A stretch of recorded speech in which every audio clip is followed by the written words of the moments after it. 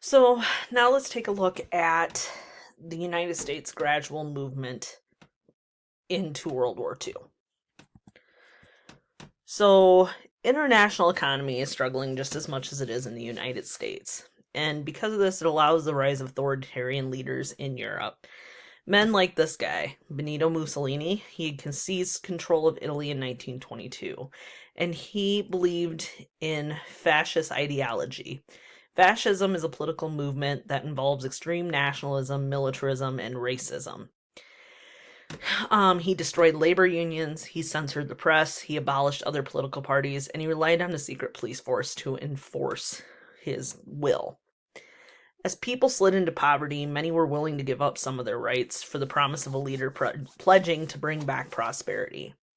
Asia is also affected by this. Japan, who had, fairly recently been open to Western culture, is building a strong military. Okay. And Japan needs raw materials because they're on an island, they're very secluded, and saw China as the answer to this. And so they used extreme nationalism, this pride, right? Excessive pride of your country, to launch a war to occupy Manchuria in 1931. And what they were truly after is complete control in the Pacific. Adolf Hitler forms the Nationalist Socialist German Workers' Party, known as the Nazi Party, which was a political party that was led by him and used force to exert complete control over Germany from 1933 and 1945.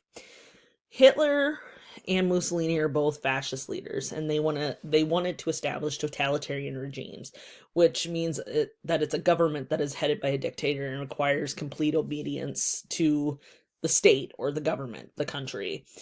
Adolf Hitler, he had fought in World War One, had suffered from poisonous gases, had been hospitalized, and it was kind of part of during that time that he starts to develop this ideology.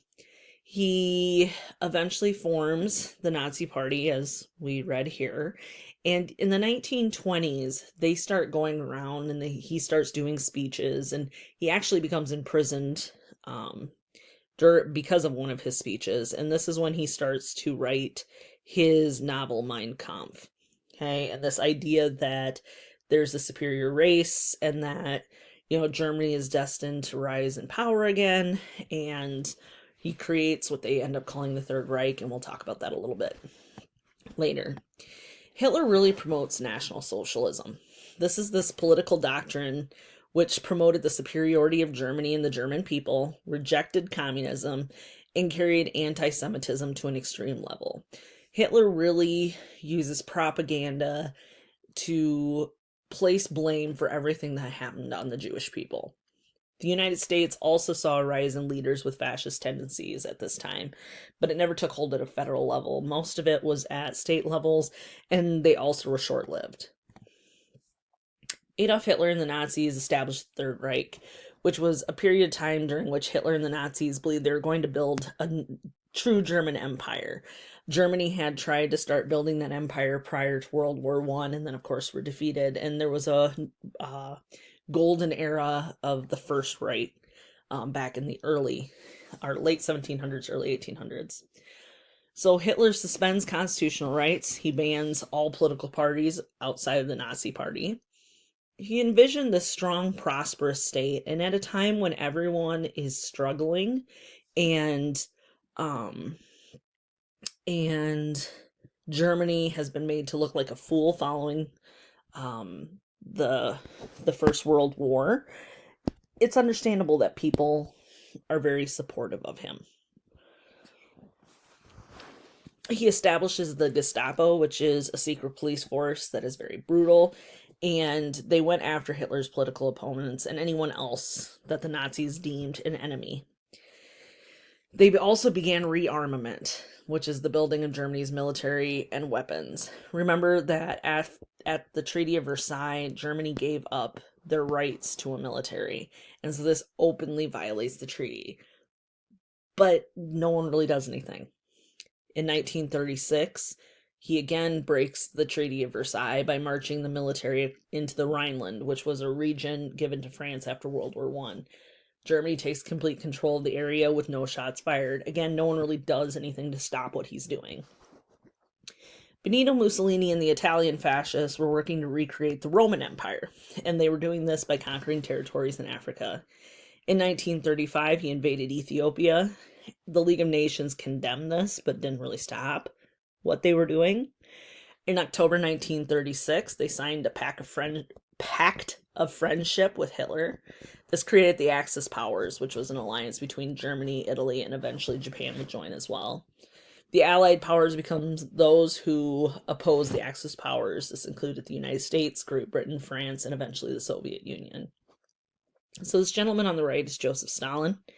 He is the second leader of the Soviet Union. He came to power in 1924 after the death of Lenin. He transformed the Soviet Union from this peasant society to an industrial and military superpower. And he did this by ruling with terror. He had we think Hitler's secret police was brutal. Stalin's was exceptionally brutal. He encouraged citizens to spy on one another, and millions were executed or sent to labor camps in Siberia. Also at this time, a war breaks out in Spain. Okay, and many of the dictators in Europe looked to expand their influence and essentially support the side that most supported them. So General Francisco Franco is a Spanish military officer, and what he did is he supported an attempt to overthrow the recently elected Spanish government, which was called the Republicans. Franco and his supporters were nationalists. They were a fascist group. So Hitler and Mussolini provide aid and support. Mussolini actually sends troops to support them. Stalin aided the other side, the Spanish government, the Republicans, because they represented a group of communists, socialists, and other liberal Democrats. Americans' opinions were divided on this. Some saw Franco as an anti-communist, which, of course, considering communists aren't well liked in the United States, gained favor. But others saw him as a fascist thug. And actually, there is a group that forms a volunteer group called the Abraham Lincoln Brigade, which is the image you see here to the left. And it was several thousand Americans who fought alongside the Republicans, the Spanish government. The Civil War ends in 1939. 500,000 people are killed during the Spanish Civil War, and Franco and the fascists become victorious. And so this only bolsters Hitler and Mussolini's power in Europe. Roosevelt is watching all of this unfold, and he is very alarmed, okay? But many Americans didn't want to get involved. There are a lot of different reasons for this, of course. They didn't trust the international bankers and arm manufacturers. They saw them as only wanting war for their own financial gain. And we talked about that in World War I too, right? The idea that the only people who really want to go are the people who are going to make money. American Germans were also concerned about how badly they'd been treated during World War I and feared that'd happen again. Irish Americans opposed supporting Great Britain in any way, shape, or form. Italian Americans actually admired Mussolini, mostly due to propaganda that was being circulated throughout their communities. And Americans had a strong belief in pacifism, which is the belief that war is morally wrong. And this really appeals to young people at this time. And of course, people who see war as morally inept. U.S. Congress is worried about our involvement as well. So they passed what we call the Neutrality Acts. The first one is passed in 1935, and it banned the export of arms, ammunitions, and implements of war from the U.S. to any foreign nation at war. This is explicitly done because many people felt that the United States providing those things to Great Britain and France is the reason we got pulled into World War I. Roosevelt openly opposes this, but he ends up bowing to the pressure to remain neutral. This act is renewed and expanded in 1936 and 1937, and it actually expands and forbids United States citizens from traveling on ships owned by nations at war. It also barred the U.S. It also allowed the U.S. to bar any warring ships from entering U.S. waters. There was a compromise, and Roosevelt was able to get Congress to allow the U.S. to sell European nations materials and supplies. Not the actually completed ammunition and arms, but they would sell things like steel or gunpowder or things like that. European nations had to arrange to pick up the materials and they had to pay cash immediately. And this became known as cash and carry. And again, this is a belief that by allowing all the foreign countries to charge ammunition and things from us in World War I led to the Depression. Roosevelt made speeches stating that the U.S. would not be able to remain neutral, and eventually a time would come that they would need to support the democratic nations of Europe. And Roosevelt received widespread criticism about this. Remember, he's a well-liked guy. People saw him as, the person who helped, push for the end of the Great Depression. But remember, again, even in the late 30s, people are starting to become weary, and he faces a lot of criticism.